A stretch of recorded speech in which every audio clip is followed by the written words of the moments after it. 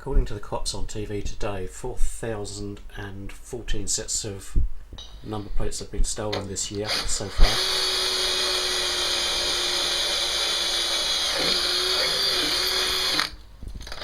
So not wanting to be number 4015, we've got some of these anti-tamper, self-tapping, high tensile